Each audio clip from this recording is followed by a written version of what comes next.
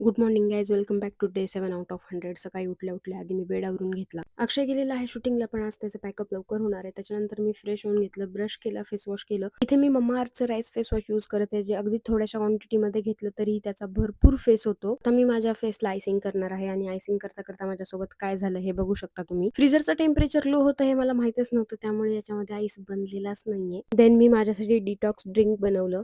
माझ्या वेट लॉससाठी मी हे रोज पिते, याची रेसिपी मी नक्की शेअर करेन. या डिटॉक्स वॉटरचे भरपूर फायदे आहेत. त्यानंतर मी पूर्ण घरामध्ये झाडू मारून घेतला, सगळं घर क्लीन करून घेतलं. कधी कधी मला असं वाटतं लग्न करणं म्हणजे अशा मोठ्या मुलाला दत्तक घेणं जो स्वतःची काळजी स्वतः नाही घेऊ शकत. म्हणजे यार, या टेबलवर बघू शकता तुम्ही, तसाच राडा अक्षयने ठेवलेला आहे. मला एक कळत नाही, वापरून झालेले टिश्यू कोण टेबलवर ठेवतं यार.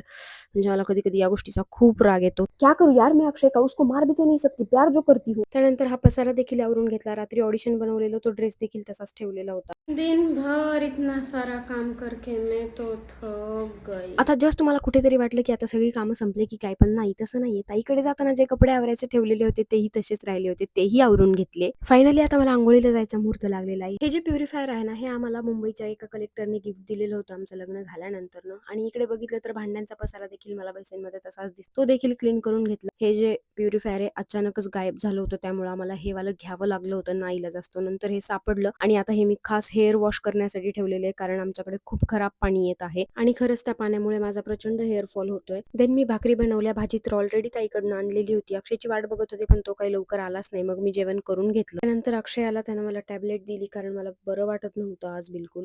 आज मला प्रचंड लो फील होतंय, अजिबात काहीच काम करायची इच्छा नाहीये. पण माझं एक काम अडलंय, ते केल्याशिवाय मला ऑप्शन नाहीये. अजिबात स्टॅमिना नाही अंगामध्ये. गोळी घेतली तरी माझं बॉडी पेन काही थांबलेलं नाहीये. असं वाटत आहे की मला कुणाची तरी नजर लागलेली आहे. त्यानंतर मी माझ्या मॅनेजरच्या घरी गेले. त्यांच्याकडून माझी टपरवेअरची ऑर्डर आणायची होती. ती ऑर्डर घेऊन आले.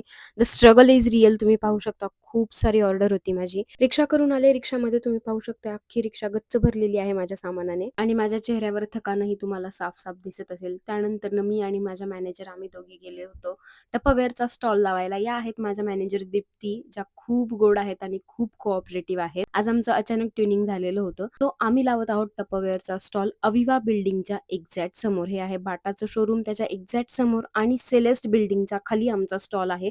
सो तुम्हाला जर का काही टपरवेअरच्या गोष्टी घ्यायच्या असतील, काही रिप्लेसमेंट असतील, तर प्लीज आमच्या स्टॉलला नक्की व्हिजिट करा. आणि आम्हाला इथे खूप छान रिस्पॉन्स मिळतोय. So thanks for watching guys. Like, share and subscribe. Please follow on Insta and Facebook. Thank you.